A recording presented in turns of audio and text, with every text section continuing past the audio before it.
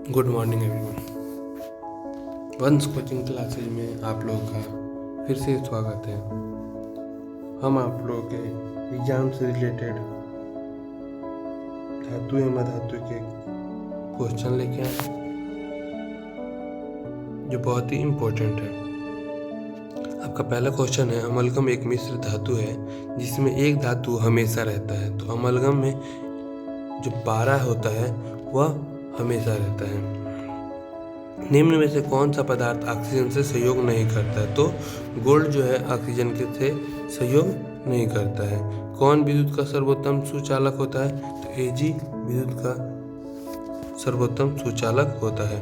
Bauxite निम्नलिखित में से किस धातु का मुख्य अयस्क है? तो बॉक्साइट जो है एल्युमिनियम का मुख्य अयस्क होता है। निम्न में कौन उपधातु है? तो Sb एक क्या है? उपधातु है। शुद्ध सोना का व्यक्त किया जाता है। शुद्ध सोना को 24 कैरेट से व्यक्त किया जाता है। पीतल होता है। पीतल एक मिश्र धातु होता है। निम्न में से किसे चाकू से काटा जा सकता है? तो लिथियम को चाकू से काटा जा सकता है। निम्नलिखित में कौन आयनिक यौगिक है? CaCl2 क्या है? एक आयनिक यौगिक है। निम्न में से कौन अधातु है? तो कार्बन क्या है? एक अधातु है। सक्रियता श्रेणी में हाइड्रोजन के ऊपर के धातु अम्लों से अभिक्रिया कर हाइड्रोजन गैस बनाते हैं। क्या बनाते हैं? हाइड्रोजन गैस बनाते हैं। उच्च विद्युत धनात्मक के कारण धातु के परमाणु बनाते हैं, तो धनायन बनाते हैं। धातु के ऑक्साइड सामान्यतः होते हैं। धातु के ऑक्साइड सामान्यतः क्षारकीय होते हैं। अयस्क से चुंबकीय अशुद्धि को दूर करने के लिए जो विधि प्रयुक्त किया जाता है उसे चुंबकीय पृथक्करण विधि कहते हैं। सल्फाइड अयस्कों का सांद्रण किया जाता है। सल्फाइड अयस्कों का सांद्रण फेन प्लोन द्वारा किया जाता है। निम्नलिखित में से कौन एल्युमिनियम का मिश्र धातु है? तो एल्युमिनियम का मिश्र धातु मैग्नीशियम होता है। कॉपर का निष्कर्षण मुख्यतः किस अयस्क से किया जाता है?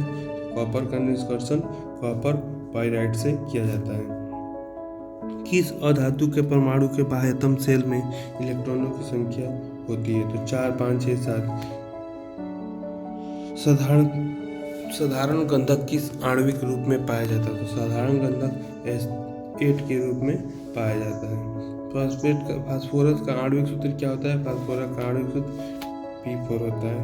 सोना निम्नलिखित में से किस धातु में घुल जाता है? सोना अम्लराज में घुल जाता है। कौन सा अधातु कमरे के ताप पर द्रव होता है? तो ब्रोमीन जो होता है कमरे के ताप पर द्रव होता है। सीसा और टिन को मिश्र धातु को क्या कहते हैं? सीसा और टिन के मिश्र धातु को सोल्डर कहते हैं। निम्नलिखित में से कौन अधिक अभिक्रियाशील है? तो Cu क्या है? बहुत ही ज़्यादा अभिक्रियाशील होता है। निम्नलिखित में से कौन अति ज्वलनशील है? तो श्वेत फास्फोरस बहुत ही ज़्यादा ज्वलनशील पदार्थ होता है। विद्युत अपघटनीय परिष्करण में अशुद्ध धातु को बनाया जाता है एनोड से। निम्नलिखित में कौन सबसे अधिक अभिक्रियाशील धातु है? तो K। वल्नीकरण की प्रक्रिया में प्राकृतिक रबड़ के साथ निम्नलिखित में से क्या मिलाया जाता है? तो साधारण गंधक मिलाया जाता है। 1 ग्राम सोना में कितना लंबा तार बनाया जा सकता है? 1 ग्राम सोना में 2 किलोमीटर लंबा तार बनाया जा सकता है। कमरे के ताप पर मरकरी धातु किस अवस्था में पाई जाती है? कमरे के ताप पर मरकरी धातु द्रव्य अवस्था में पाई जाती है। व्यावसायिक स्तर पर एल्युमिनियम धातु का निष्कर्षण किस अयस्क से किया जाता है? तो बॉक्साइट से।